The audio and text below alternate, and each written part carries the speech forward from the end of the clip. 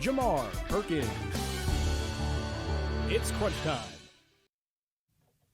It's crunch time here live in the studios of Austin Peay. Zach Peay joined as always by Jamar Perkins, and yet again, Dr. Rob Barron is coming in to sit in on our show. No Reese Britt this week. He's either still dealing with a UT hangover, or he's busy doing some other stuff for us, I believe, right now. Who's in charge of his major?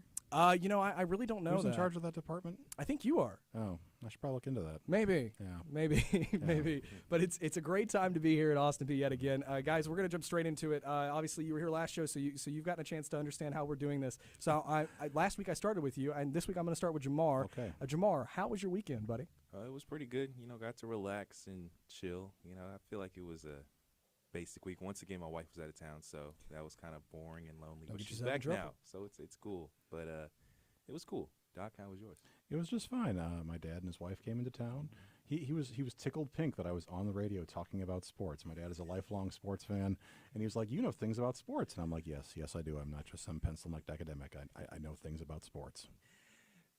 I have cracked up Zach. That's the best thing I've ever heard in my life. Did he root with the Titans with you? Did he? We did watch the Titans game. Okay. Actually, my sister's dog died over the weekend. Oh. I know. So that was in the middle of the Titans game, so that kind of took all the air out of the sails, but it was sad. Yeah. Respect for Ruby, I guess. Rest in power, Ruby. Yes. Titans got the dub for Ruby. They did. They did. Guys, that gives me a great transition into Austin Peay football. APSU will play Jacksonville State Gamecocks this Saturday in Clarksville. The game itself starts at 3. Our pregame starts at 2:45 on WAPX FM, Clarksville's 91.9. So you can catch that as well. If you happen to be in the Clarksville area or within the residing counties, you'll hear us there. But with more on this, we have Reese Britt, who isn't here today, but he has a exclusive interview with Coach Scotty Walden. We're going to kick it to Reese. Here with Coach Scotty Walden here at midfield in Forterra Stadium. Coach, how you doing today? I'm doing great. We're in Forterra Stadium, right at the 50-yard line, man. Can't get any better than this. That's exactly right. Yeah. The lights are on, and I feel like we're almost getting ready to play, right? Ain't no doubt. It feels like it's Saturday already. That's right. That's right. Well, Coach, just talk a little bit about yourself. I know you played Sul Ross State, right, for a few years, and Southern Miss, right? Yeah. So started out my career actually a small college in Iowa that was the only school to give me a scholarship, and ended up transferred down to Sul Ross State University and played quarterback there. And going into when I transferred there, the biggest thing with the head coach, I was like, man, I know I want to coach. Sure. So hey, give me a chance to GA. Once I get done, and it kind of parlayed into something I didn't expect. To become the offensive coordinator. There at Sul Ross when. I was 22 years old. I was a GA. So it's kind of a very unique situation. And then from there, got the offensive coordinator job at East Texas Baptist University, then actually became the head coach there. Yeah. And then got the opportunity at Southern Miss, as you mentioned, as the co-offensive coordinator, receivers coach, and then blessed to be here at Austin Peay. So I've been working my way out east, and so finally made it here to Tennessee. That's right. Well, we're glad to have you here. Let's hop back and see what you got. Let's do it, man. No doubt, man. No doubt. I love it. So I don't want to throw it too hard now. No, you're fine. We're gonna warm up. Yeah, that's good. It's good. It's a little cold. No doubt. But going this week against Jacksonville State, 2-12 all time. But you guys are coming off 2 straight wins, back-to-back years. So just talk a little bit about that. What are the keys to notch maybe one more in that win column for the Govs? Yeah, I think we can't let our past define us. I rarely look at like past records against teams and stuff like that. But obviously when I first got here, I know they had a victory on them in 2019, a big-time win here at Forterra Stadium. It was a huge win. Yeah. And then in the spring, my first spring here, we traveled down there to Jacksonville State. Right. They were undefeated, number 7 in the country. Gosh. And man, we played. I thought just probably since we've been here, one of our most physical games. Yeah. And we're able to walk out at Jacksonville State. I think that was the first win at Jacksonville State. I don't know if it's all time or maybe since the 70s or something, but I thought that was really special for our kids and our program. Right. And so every year is a different year, right? This is is probably the most unique challenge because these guys, this is an FBS program. Yeah. Like they have 85 scholarships. We are playing 3 FBS schools this year in Western Kentucky, Jacksonville State, and Alabama. And these guys are as good as it gets. And so we got to strap it up, be ready to roll. I just think whenever you play in big time games, you just go back to focusing on your process. Being 1-0. Not talking about too much about, it's a big game. The kids know it's a big game. Yeah, right. They're going to have fun with it regardless. You know what I mean? And you're exactly right. We're not, we're just emphasizing on us getting better. And we had a bye week to do that, opportunity week to where we can really focus on fundamentals and get better. And I think we've done a great job of that in a lot of facets. And we got to take care of the football and we got to tackle well. Those are things coming off opportunity week that, you want to make sure that you get done, right, especially in a big time ball game against an elite team that has really good athletes like Jacksonville State. Yeah, you're exactly right. And going back to what you were saying about being 1-0 every week, it's interesting the type of culture you've brought to this place. And chase the lion. You're always chasing the best. The lion's the king of the jungle. That's right. And you're always chasing that main top top of the food chain, so to speak, for animal like stuff. Yeah, no doubt. And really what it is too, man, is like going back to having a mindset of not backing down from anything. Right. Like any challenge. All I hear about is again, everybody wants to talk about the Alabama game because that's, really for us, all we care about is Jacksonville State right now because it's the next game. Right. But, whatever game it is, we're not going to back down from anybody, and we're going to run to, the fight and run to our issues in life, run to our, problems. And I think that, it kind of goes against societal norms, and that's what, I love Chase the Lion is it puts our kids in a different mindset that all your life you've been told, hey, you can only, your ceiling is here. Right. Well, the Chase the Lion mindset, our ceiling is whatever we decide it to be. It's exactly limitless. Right. And I think that's what God has put on our heart, man, is for us to be great, not for us to be average and settle for mediocrity. And that's the whole message behind Chase the Lion. And when we got here, that was something we wanted to instill in our university and in our program is, why not Austin Peay? This place can be as elite as we want it to be. We've got phenomenal people. We got a beautiful campus. We got a beautiful city. When I recruit, people tell me all the time, they ask me what do you sell here at Austin Peay? When you recruit, I'm like, I don't have to sell anything.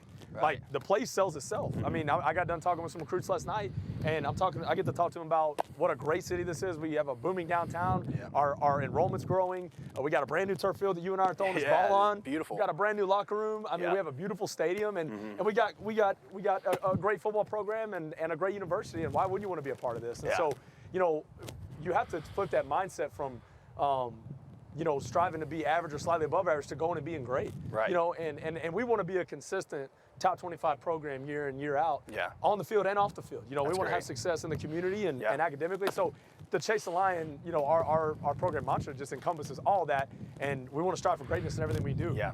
No, that's awesome. You hit the nail pretty much right on the head. And I think that's, you were talking about, Alabama game. It's they're arguably one of the best teams in the nation, and you guys are going to try to go out there and just execute your game plan. No doubt. And really, just try and take it to them as much as possible. And I don't think you guys look into a game and say, we're going to lose. I mean, you're going in there full force with everything you got. 100%. So, yeah. No other way to do it. Yeah. No, you're exactly right. So I think we're going to throw football into a can, maybe. Are we going to do that? I think so. I mean, I don't know if you're up for that. I'm 100% up for it. No, I love it. That's right, man. Let's do it. Let's do it. Appreciate you. From right here, 50-yard line, what are we doing? We are a little downwind. No doubt.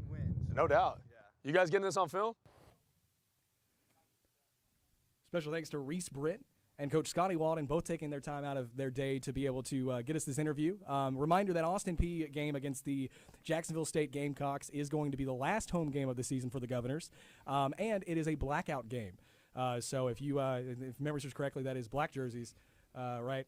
So it's just complete other blackout of it. I think they're going to do black jerseys, black pants. I'm assuming black helmets too. Yeah. So we're going to have a fun time reading those numbers again this week. I wonder. I don't know the lettering. I hope it's not white. red. I hope it's white. I hope it's white too. I'm going to have to do some research. Because that was tough. It was. That was tough, that game. But honest truth, the Governors winning this game is a good thing for them. If they win this game, even if they lose to Alabama, it's a buy-in, right? Mm-hmm. That's what they're in. They're bidding in to try to get to a playoff. Yeah. We'll find out November 20th whether or not that actually happens or not, and we'll keep our listeners up to date about that as we move on. I want to go ahead and quickly look at the college football rankings. I'm just going to go ahead and skim through these real fast, as Georgia is still number 1 at 7-0. Ohio State at number 2 at 7-0. Tennessee holds that 7-0 spot at number 3 after beating UT Martin. Michigan at number 4 at 7-0. Clemson 8-0 right now. Alabama is 7-1 at number 6. TCU is currently sitting at number 7 as well, and Oregon Ducks are in the top 10 right now at number 8 with 6-1. Oklahoma State right now at 6-1, and USC is also at 6-1. We will have more and more information about college football when our University of Tennessee Volunteers fan returns back next week to talk about the number 23 ranked Kentucky game that's happening this weekend against Tennessee. I cannot wait to talk about Kentucky v. Tennessee for Georgia. Tennessee's making this historical run, so we'll have more information about that as we move forward. With that being said, I want to jump straight into NBA real quick. Oh, yeah. We have a little bit of time for this. NBA season is in full swing with multiple players back from injury. And we've got to see some interesting games within 1 week of the new season. or roughly about almost 2 weeks now of the new season, right? And Jamar, I know you've got more on this. Me personally, I think that it's been a very interesting time to watch, but I'm curious to get your thoughts and your elaboration on it. I mean, pretty interesting. A couple of teams that we thought would be good this year are doing good. Talk about the Milwaukee Bucks, have the leading scorer right now, Giannis Antetokounmpo, averaging. He's only played 3 games compared to some teams which have played 4 or 5, but still with that, he's averaging 36 points per game. So really impressive from him. I mean, kind of really breaking out to be the MVP candidate that he already was. And looking at it too, Ja Morant on the Western Conference. I mean, I've always talked about him. Even though I bleed red for Austin Peay, I will always be a Ja Morant fan, even though he went to Murray State. Just the way he plays, it makes me love his game. But he's been balling out too, averaging 35.3 points per game. I mean, I dropped 49 a couple of days ago, and he's really been performing well. And just looking from the team aspect, a lot of teams have been surprising. The Utah Jazz, the Portland Trailblazers, they're 1 and 2. Trailblazers at 1, Utah Jazz at 2. They're leading the Western Conference right now. And if you had told me that at the beginning of the season, I would have been like, yeah, right. But Utah Jazz, literally people talked about them tanking for Victor Wembanyama. But I think that's something it's kind of a disrespect. And they're kind of like, okay, we can do this. I mean, no superstars are on that team. You talk about Portland, they have Dame. But as far as the Utah Jazz, Lauri Markkanen is their probably top player right now. And that's someone who, you know who Lauri Markkanen is? I mean, the last person that I remember on Utah Jazz was Conley, right? Yeah, Conley he's still there. He's still there, but he's more of a supporting cast kind of player now. He's one of those vets on the team. But, yeah, I mean, just looking at Utah, they're really interesting to see. Looking at Phoenix right now, too, they're also an impressive team. Right. And we had talked about Phoenix, Minnesota, and also Utah having potential to take off, but we were really focusing more on Phoenix and Minnesota. And it's interesting to see Phoenix in that category right now, especially with all the controversy surrounding the team currently. That's true. And then looking at the Lakers, they have not won a game this season. They're 0-4, the bottom of the Western Conference. And looking at the Eastern Conference, you have teams like Philly and the Nets. Philly 1-4, Nets 1-3. Those are 2 teams. I mean, personally, I think some people still didn't think the Nets would work because they didn't really make too many moves, but definitely didn't expect them to come in 1-3. They definitely, I know you have something about that one game against the Grizzlies. They've shown that they can score, but they have to get the wins. Oh, absolutely. Not only have they shown that they can score, what gets me is that the Irving and Durant combined for 74 points. Simmons obviously fouling out. First 3 games of the season, he was out for 2 of them out of the 3. Irving's trying to tell people to give him credit and cut him some slack because he has been out for a whole season. I don't think you cut Ben Simmons any slack. You chose not to play for that year. You don't cut him any because you should be prepared to play. Yeah. You waited out because you wanted more money and you wanted out of Philly. And Philly shows that they're still having issues too with getting the team together. Honest truth, the biggest thing that I have that I really like to hear is Magic Johnson calling out Westbrook. Says he should take accountability for his poor play with the Lakers, and I absolutely agree. Westbrook's got to stop blaming coming off the bench for the reason that they're not doing good. He's got to stop blaming for the fact that there's too much talent on the team, and that's why he's not doing good. At the end of the day, you got to start looking at yourself. It's true. You're the one that's shooting basketball. And you're not playing the same way. And I agree with Johnson. I think Magic is right. I think Westbrook has got to make the claim. And right now, no team's won him. Yeah, Nobody wants him. I'd like to add, too, the Lakers played yesterday against the Nuggets without Westbrook and still lost. So I don't necessarily think that Westbrook is even the problem. I think it's just a team and the way that they were built. Definitely, I think trading Westbrook and getting some different pieces. Because I'm thinking about it, too. You got guys like LeBron James. You got guys like Anthony Davis, Russell Westbrook.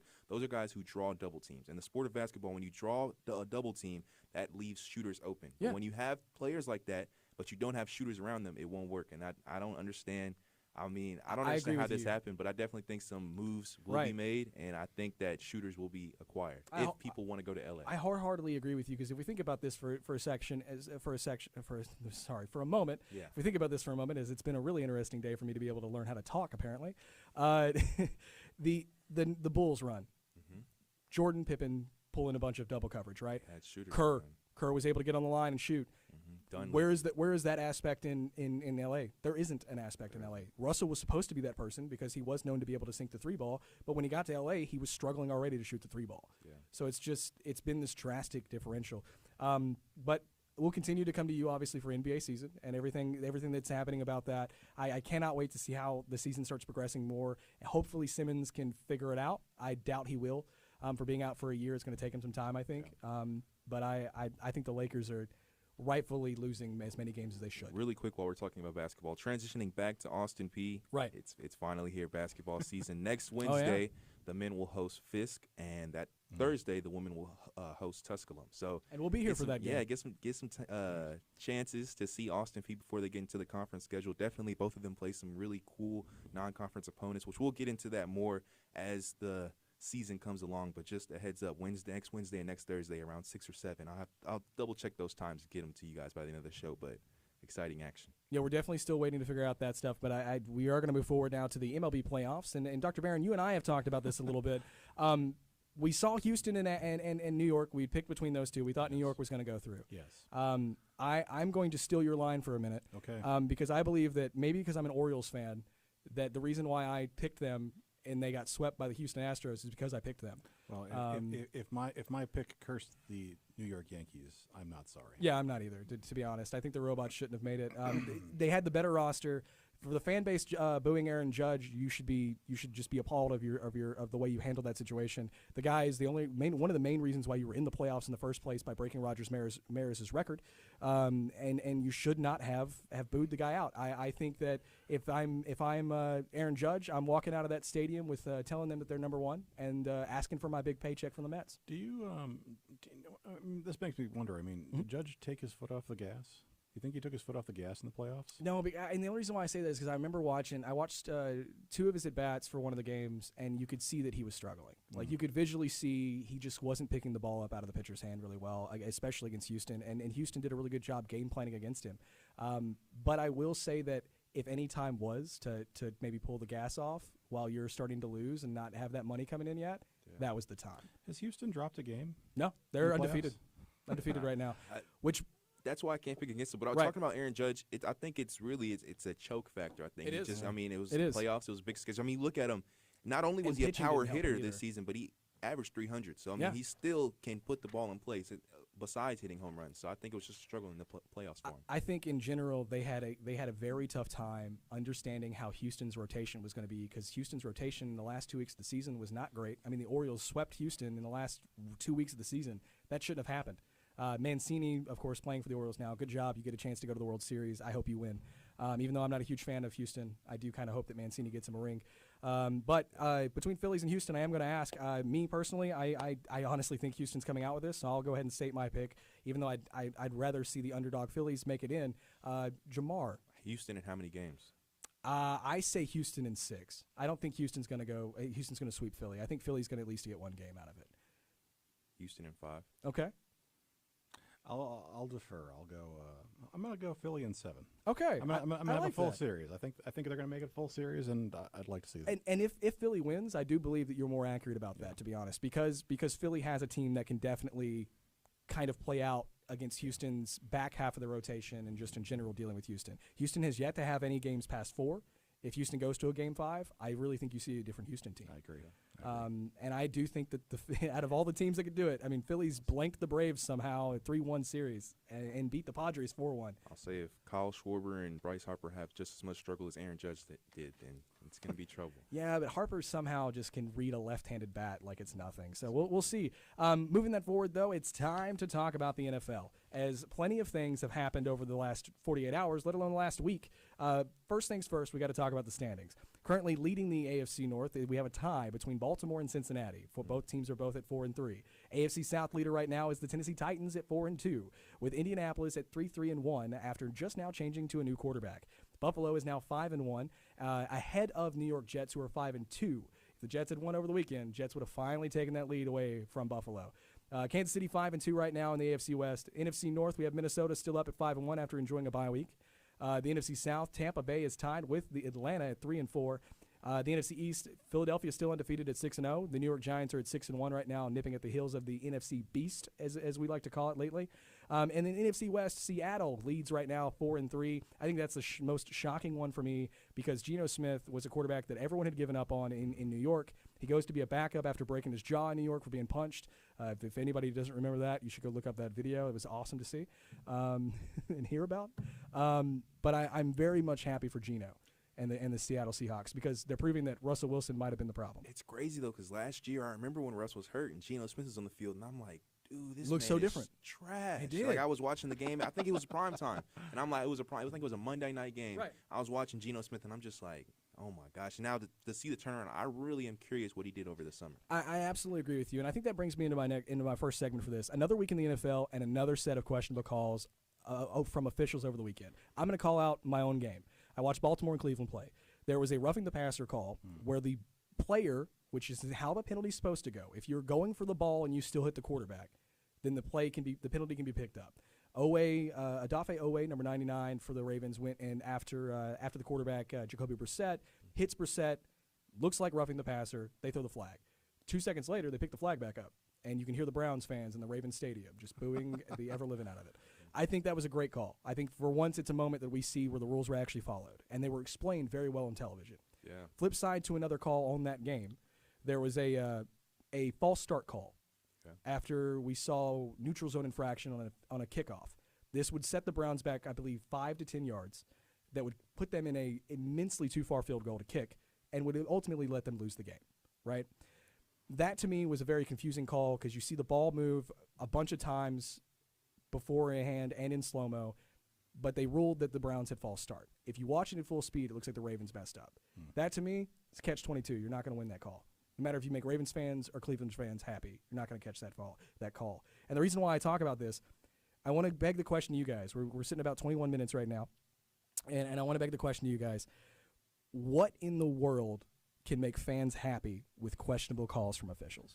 You asked me last week what I believe would make it better, and I gave my tidbit about it, and I still believe that it's somewhat accurate. But in your thoughts, and Dr. Barron, I can start with you if you'd like, what do you think will allow fans to stop being upset with these 50-50 questionable calls? Well, I think it gets back to what I said last week. I mean, we're talking about an era where so much of professional sports, the NFL in particular, is down to precision, right? Who moved first? Where did their foot fall? Who did what first to whom? And all this. And again, we're asking humans to make that call in the heat of the moment on the field. And it's only after we go back and look at it in replay that we realize all these intricacies that make all of this so infuriating. I mean, honestly, I think if we stop playing replays in the stadiums and just let the officials do it, I agree with you. I mean, I think that might actually make fans happy because they wouldn't be there to be able to nitpick those decisions because they would just have to see what they saw. Right. And my originally, just to preface, my original argument was remove the ref out of the booth.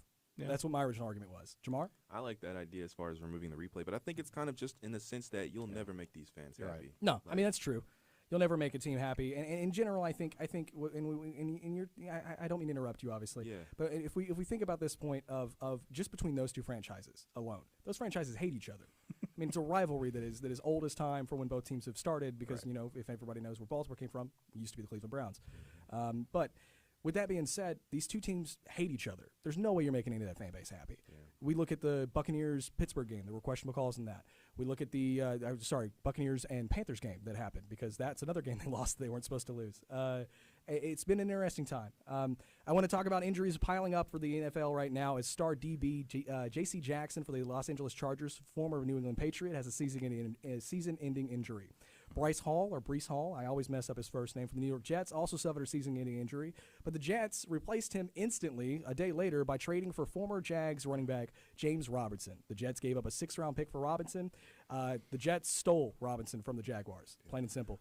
I think Breece Hall, that's really tough. Dude, when I saw huge that, blow. I was like, man, because he really was having a promising season. But, I mean, picking up James Robinson, I think it was a good pick. I mean, he was wasting legs over there in Jacksonville. He wasn't doing anything. He wasn't getting played. So I think just picking him up, I think Jacksonville didn't really need him or want him. So, I mean, I don't think it was that big for them to trade him away.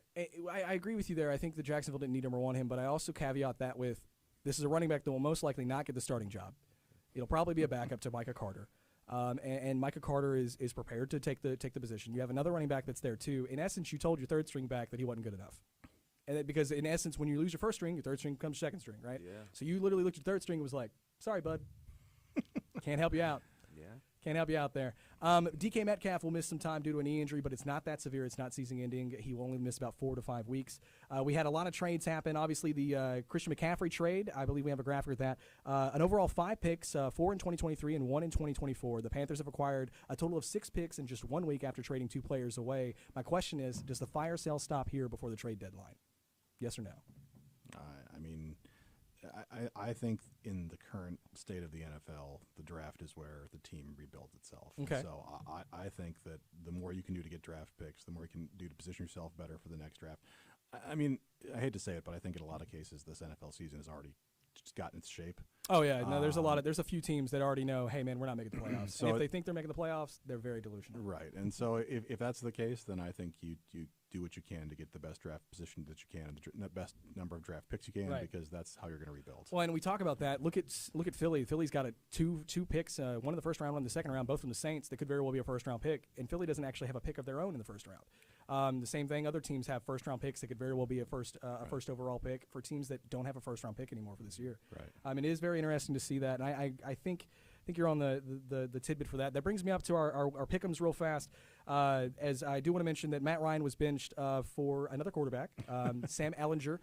Matt Ryan will now be the highest paid backup quarterback to sit the bench at $12.2 million. The only other quarterback that was next to him was Jimmy Garoppolo at $10 million, but Garoppolo is now playing. Yeah. Tom Brady. It's got to be tough. And this leads into our pick'ems. Is Tom Brady hurting his legacy? The future Hall of Fame quarterback has not looked the same since returning for just over a month to retirement. Our first game that we're going to talk about is going to be the Ravens versus the Buccaneers this Thursday night on Amazon Prime. The Ravens are favored by 1.5 points, but it's in Tampa Bay. I've got the Ravens winning because obviously, not just because I'm a fan, but I think the Ravens have more to lose here than the Bucs do. And I feel like with you saying more to lose, I really think it's the Bucs Right. because of how their expectations coming into the year. Obviously, they weren't the favorites to win the Super Bowl. When you have Tom Brady as your quarterback, I mean, back to your question, does it hurt his legacy? Right. Let's pause on that for a second. Let's see some more games develop. Let's wait till halfway through the season and see how it is. But I definitely think the Bucs, just because of how their offensive troubles have been, knowing that they have the weapons, I think that they have more to lose. I think you're on some line of thinking there. Go ahead, Dr. Barron. What do you think? I think the Ravens. I think Tom Brady's career has already been tarnished. I think he's done. You think he's done?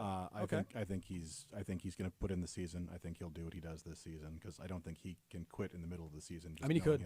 He could, but I don't think he will. Yeah, I don't think he will. I think he's got too much pride for that. I think so. But I don't imagine the Buccaneers are going to be much this year. Okay. Trey, Jay, and Wicks all choose the Ravens as well. Joanne, Reese, and Jamar already mentioned that he's got the Bucs for that one, and I've got the Ravens as well. Sunday Night Football, we got the Packers versus the Bills. The Bills are favored by 10.5 points. I'm not even gonna jump into that one very harshly. It's the Bills. I don't like the Bills. I don't like the Bills fan base because of certain Bills fans that I know. But the Bills are going to win that game. There's no way Rodgers beats them. Well, everything I said about Tom Brady, same thing. Copy and paste. Copy and paste. Rodgers. Right. What do you think? 100% Bills. 100% Bills. And you got Bills for that as well. Got the Bills. All right. And for the Bills, that is the first time this entire season that we've had every person agree on a team. Wow. Just want you to know that. First time this entire season. We've not had that. We've got Monday night, the Browns versus the Bengals. I don't even know how I could choose this one. Honest truth, since he's favored by 3, I think the Bengals are winning this. The Bengals have to win to maintain the tie with Baltimore in the AFC North. The Bengals are looking better. They're not looking great. They're still hungover from the Super Bowl, but I think they're going to win this game. Dr. Barron? The Browns are awful. Yeah. So I'm until Deshaun Watson comes back, and even then they're still awful. The Browns. I call Cincinnati. Cincy? I think they've got Bengals take over the AFC North because they're going to win and Baltimore's going to lose. That's what I'm calling. I know it hurts to hear it, Zach, but that's look. We're friends, man, but come on. Game of the week this week, I chose the Giants versus the Seahawks. The Giants are killing it. If they're in a fourth quarter game with 7 points remaining, they're winning the game. I've personally got the Giants winning this. Geno Smith and the Seahawks are doing great, but the Giants there's something about them this year. Yeah. They're playing really good, and they're lights out towards the fourth quarter. So I've got the Giants. Dr. Barron? New York. New York. I'll take the Giants. Okay. New York, got it. Giants as well. Everybody picked except Trey, Joanne, and Reese. All took the Seahawks. I think it's a pretty good pick. Guys, I want to thank each and every one of you for taking your time out week in and week out for being here. Thank you again, Dr. Barron, for sitting in on another episode with us. I'm going to lose my luster pretty quickly here. I mean, you can join in whenever you want to. I welcome it. Reminder, you can find us at APSU CrunchTime on our social medias. That's Instagram and Twitter. Ask us questions during the week. Watch us as we're doing our setups, and talk to us about our picks and really figure out what our stances are with some of this new stuff that's happening within the league. Really quick, I want to add in. I know I said I would say it. Next week, next Thursday, 6 p.m. the women's game, and next Wednesday, 7 p.m. for the men's game. Yeah. And we will have an amazing broadcast team covering that game. We will. Jamar and myself personally will be here for the home games. I'm happy for that. Jamar obviously is going to be the voice of the Lady Governors this season. I cannot wait to work with you this year as we've worked last year. Special thanks to Steve Sawyer, Jay, Joanne, Wicks, Trey, David Ellison, and Dr. Von Palco for letting us use this studio. It's been a great time to be here this week for Crunch Time, and we'll see you next week.